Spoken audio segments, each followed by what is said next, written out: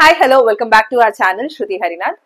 ఈరోజు Sunday funday episode. నాకు తెలిసి 5 నిమిషాల కంటే ఎక్కువ ఉండదు వీడియో. వాళ్ళు గంట చేసినా మనకు 5 నిమిషాల కంటే ఎక్కువ చెప్పుకునే మ్యాటరే లేదు అక్కడ.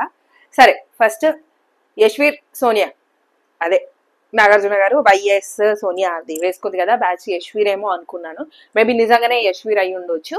సో క్లారిటీ ఇస్తున్నాడు అందరికి అంటే హౌస్ మేట్స్ కి, బయట ఉన్న వాళ్ళకి, హౌస్ మేట్స్ కి బయట ప్రేక్షకులకి కాకుండా సోనియాకి క్లారిటీ ఇస్తున్నాడు. నీకు ఆల్రెడీ ఒక చిన్నోడు ఉన్నాడు బయట అని గుర్తు చేస్తున్నాడు అని నాకు అనిపించింది క్లియర్ గా.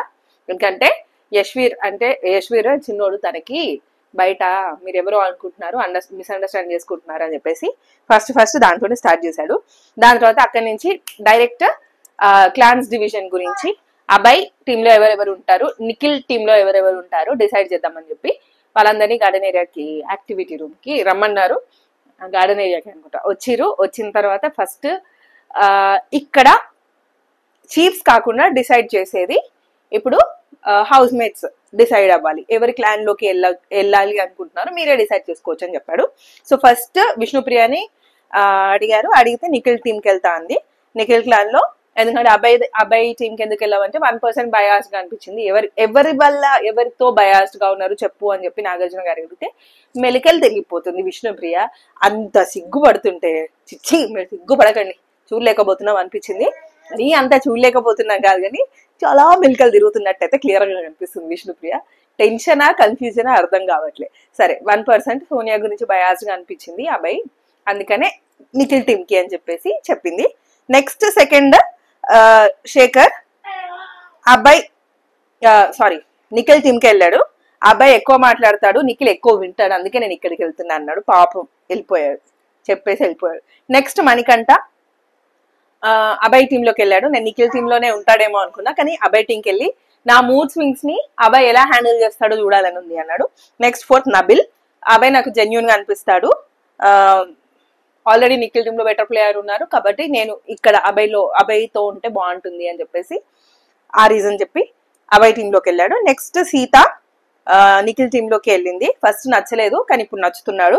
నెక్స్ట్ ఆదిత్య, అబ్బాయి టీమ్ లో యాక్సెప్ట్ చేస్తాడా లేదా చూడాలని ఉంది అబ్బాయి నన్ను ఆ టీమ్ లోకి వెళ్ళడానికి అని చెప్తే యాక్సెప్ట్ చేస్తాడు. ఎవరు వచ్చినా గానీ రా అన్నట్టే బిహేవ్ చేస్తున్నావు అని చెప్పేసి నాగార్జున గారు అంటే అలా ఏం లేదు, వాళ్ళే చూస్ చేసుకుంటున్నారు కాబట్టి నాకు అందరూ ఓకే అని చెప్పేసి అన్నాడు. నెక్స్ట్ సోనియా కాదు ప్రేరణ. నెక్స్ట్ నాకు ఆల్రెడీ మైండ్ సెట్ కనెక్ట్ అయిపోయింది, ఆల్రెడీ పోయినవి కూడా ఆల్రెడీ సేమ్ టీమ్ లో ఉన్నాం కదా, కనెక్షన్ ఇంకా స్ట్రాంగ్ అవుతుంది అని చెప్పేసి అంది. దాని తర్వాత సోనియా నిఖిల్ టీమ్, నా గైడెన్స్ నిఖిల్ కి కావాలి అని చెప్పేసి అంది. అవునా.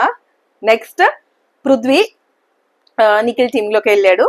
నిఖిల్ టీమ్ లోకి వెళ్ళి లాస్ట్ టైం నన్ను చూస్ చేసుకున్నాడు నేను తన క్లాన్ లో ఉండాలని, కాకపోతే నేను అప్పుడు వేరే టీమ్ లో ఉన్నాను, యశ్వి టీమ్ లో వెళ్ళినాను, ఈసారి ఇక్కడికే వద్దామని చెప్పేసి అనుకున్నాను అన్నాడు.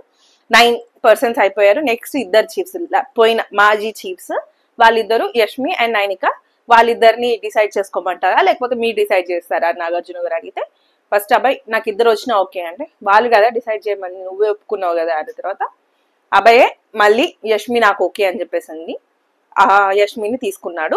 దాని తర్వాత నిఖిల్ కి ఆప్షన్ లేదు, సో నైనిక నిఖిల్ టీమ్ లో జాయిన్ అయిపోయింది. మేబీ వాళ్ళకు ఓకే అయ్యి ఉండొచ్చు, నైనిక కూడా కంఫర్టబుల్ గా ఉండొచ్చు, ఎందుకంటే ఆల్రెడీ విష్ణుప్రియ సీత వీళ్ళందరూ అక్కడే ఉన్నారు కాబట్టి. నెక్స్ట్ ఇదంతా అయిపోయింది, వీళ్ళకి ఆ క్లాన్స్ డివిజన్ అయిపోయింది. ఈ టీమ్స్ కి ఈ క్లాన్స్ కి పేర్లు పెట్టమని చెప్పి నిఖిల్ క్లాన్ కి విష్ణుప్రియ అని పేరు పెట్టమన్నారు, అబ్బాయి క్లాన్ కి ఎవరు ప్రేరణ పేరు పెట్టింది.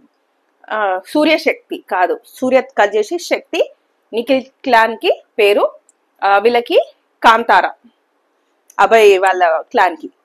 సో అయిపోయింది. దాని తర్వాత సేవింగ్ చేశారు, సేవింగ్ లో విష్ణుప్రియ ఫస్ట్ సేవ్ అయ్యింది.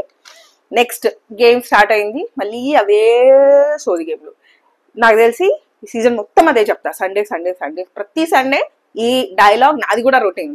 సేమ్ గేమ్లు వాళ్ళు చెప్తున్నారు, సేమ్ డైలాగ్ నేను ఈ సీజన్ అంతా చెప్తా, అవే రొటీన్. ఏంటి గేమ్స్, చిత్రం విచిత్రం గేమ్ పెట్టారు, అది ఇంకా మనం దాని గురించి పెద్దగా డిస్కషన్ ఏం అవసరం లేదు. గెలిచారు ఎవరు, శక్తి టీం వాళ్ళు గెలిచారు. శక్తి వర్సెస్ కాంతార పెడితే శక్తి విన్ అయ్యారు. యాక్చువల్ గా లాజిక్ గా ఇద్దరికి టై అయింది, ఆ టై బ్రేక్ చేయడానికి బ్రేకప్ గురించి చెప్పమన్నారు. ఎవరికైతే బ్రేకప్ స్టోరీ చెప్పండి వాళ్ళకి విన్నింగ్ పాయింట్ అని చెప్పేసి అంటే సీత తన స్టోరీ చెప్పింది. ఏదైతే 5 years రిలేషన్షిప్ లో ఉండి వాళ్ళ ఇంట్లో చెప్పేసరికి వాళ్ళు ఒప్పించిన తర్వాత తిను ఆల్రెడీ 1 year నుంచి చీటింగ్ చేస్తున్నాడని చెప్పి బ్రేకప్ స్టోరీ చెప్పింది, అయిపోయింది. సో వాళ్ళకి విన్నింగ్ ఇచ్చేసారు. ఈ జనరేషన్ లో ఇదంతా కామన్, బ్రేకప్స్ అవన్నీ అని చెప్పేసి నాగార్జున కూడా చెప్పారు. అదంతా బయటి మాటలా, ఓన్లీ ఇంట్లో మాటలా అనేది మనకి దాని మీద నో కమెంట్స్. నేను నెక్స్ట్ దాని తర్వాత ఏమని అడిగారంటే ఎలా ఓవర్కమ్ అయ్యావు అని చెప్పేసి అడిగిన తర్వాత సీత ఆ ఓవర్కమ్ అయిన దాని గురించి కూడా చెప్పింది. 15,000 ప్రైజ్ మనీ, ఏ టీం అయితే విన్ అవుతుందో 15,000 ప్రైజ్ మనీ ఆర్ హ్యాంపర్. వీళ్ళు హ్యాంపర్ వద్దని చెప్పేసి ప్రైజ్ మనీ తీసుకున్నారు. 15,000 యాడ్ అయ్యింది. సో 5,65,000 వీళ్ళకి యాడ్ ఆన్ అయిపోయింది విన్నింగ్ ప్రైజ్ మనీ. దాని తర్వాత మళ్ళీ సేవింగ్.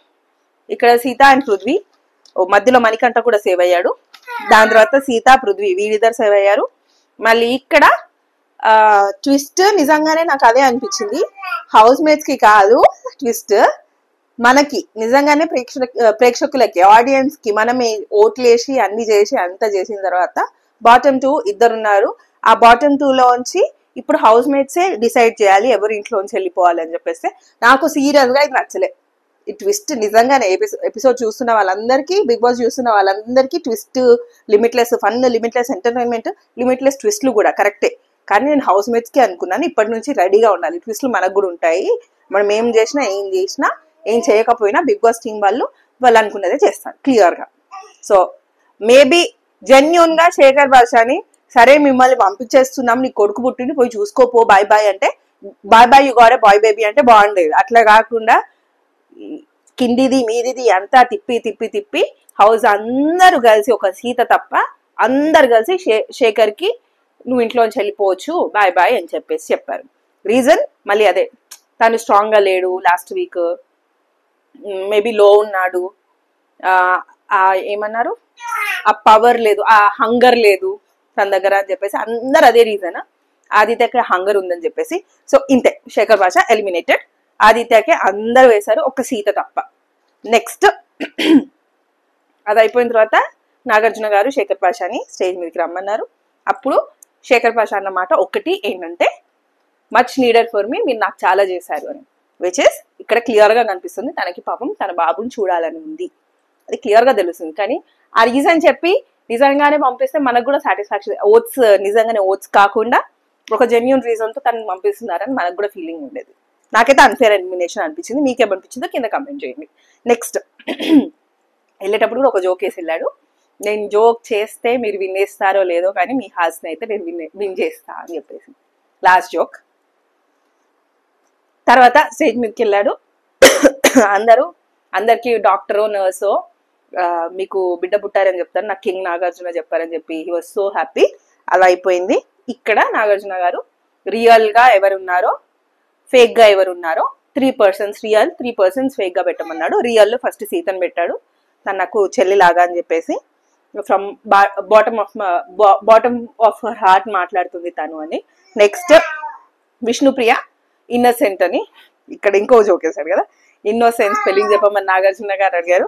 ఇన్నోసెన్స్ అంటే INNOC నేను ఎన్నెన్నో చూసాను అనే ఫీలింగ్ లో ఇన్నోసెన్స్. అది విష్ణుప్రియ చాలా చూసింది, ఇండైరెక్ట్ గా చెప్పాడేమో అనిపించింది కానీ ఫైన్, బాగుంది జోక్. ఇన్నోసెన్స్. నెక్స్ట్ ప్రేరణ జెన్యూన్ అని, ఎంతూజియాస్టిక్ అని చెప్పేసి వీళ్ళు ముగ్గురు రియల్ గా పెట్టాడు. ఫేక్ లో సోనియాని, మణికంఠని, ఆదిత్యాన్ని పెట్టాడు. సోనియాని ఎందుకంటే తను ఫస్ట్ రాగానే స్మైల్ ఇచ్చింది విచ్ వాస్ వెరీ గుడ్, దాని తర్వాత మళ్ళీ ఆ స్మైలే కనిపించలేదు, కంప్లీట్ కాంట్రాస్ట్ అయిపోయింది అని.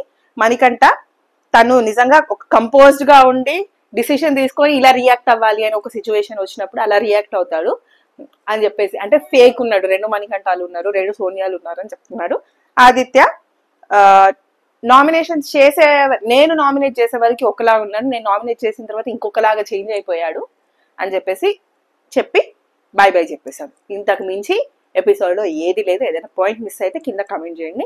నాకు తెలిసి ఇందులో పాయింట్స్ మిస్ అవ్వడానికి ఏమీ లేవు అన్ని. ఒక పాయింట్ ఏదైనా మిస్ అయ్యానంటే దుబాయ్ షేక్ మీకు సలాం చేస్తున్నారు, అదొక్కటే పాయింట్ మిస్ అయ్యి ఉంటా. ఇంకా మధ్యలో ఆ జోకులు వాళ్ళ గేమ్లు అంతే, అంతకుమించి ఏం లేదు.